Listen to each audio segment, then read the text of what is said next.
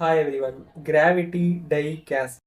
So gravity die casting அப்படின்றது வந்து மெட்டலை வந்து உருக்கி ஊற்றி அதை வந்து நம்ம திரும்ப வந்து சொலிடிஃபை பண்ணி நமக்கு தேவையான ப்ராடக்ட் வந்து அவுட்புட்டாக எடுக்கிறோம்.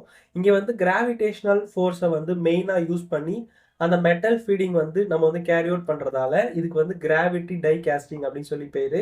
ஸோ இதில் என்னென்ன டைப் ஆஃப் மெட்டீரியலாக நம்ம கேஸ்டிங் பண்ண முடியும்னாக்கா lead, zinc, aluminium, magnesium alloy, bronze and cast irons இந்த மெட்டீரியல் எல்லாமே நம்ம வந்து இந்த டைப் ஆஃப் ப்ராசஸில் வந்து கேரி அவுட் பண்ணி நம்ம வந்து ப்ராடக்ட் அவுட்புட் எடுக்க முடியும்.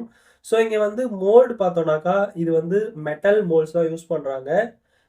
ஸ்டீல், கிராஃபைட் இந்த டைப் ஆஃப் மெட்டல் மோல்டு வந்து யூஸ் பண்ணிட்டு இருக்காங்க. இதில் என்னென்ன காம்பவுண்ட் ப்ரொடியூஸ் பண்ண முடியும்னாக்கா gears, gear housing, pipe fitting, wheels, engine pistons இது எல்லாமே இந்த இதில் வந்து நம்ம வந்து ப்ரொடியூஸ் பண்ண முடியும். ஸோ இது பார்த்தோம்னாக்கா higher casting rate, higher in cost due to expensive metal mould. So metal mould வந்து ரொம்ப expensive.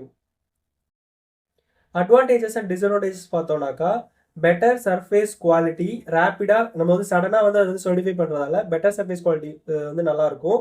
So high precision, tight tolerance, reusable moulds வந்து நம்ம யூஸ் பண்ணுறதால நமக்கு வந்து மோல்டு ப்ரிப்பேர் பண்ணுற டைம் வந்து இங்கே வந்து ரெடியூஸ் ஆகும்.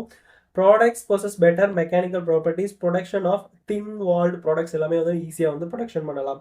டிஸ்அட்வான்டேஜஸ் அப்படின்னு பார்த்தோம்னாக்கா casting complex object is difficult, manufacturing cost, moulds are very high, the ejection mechanism to remove the casting from the molds to form a dent in the product. So இதனுடைய main disadvantages. இந்த video யூஸ்ஃபுல்லாக இருந்துச்சுனாக்கா like பண்ணுங்க, share பண்ணுங்கள், subscribe பண்ணுங்கள். Thank you.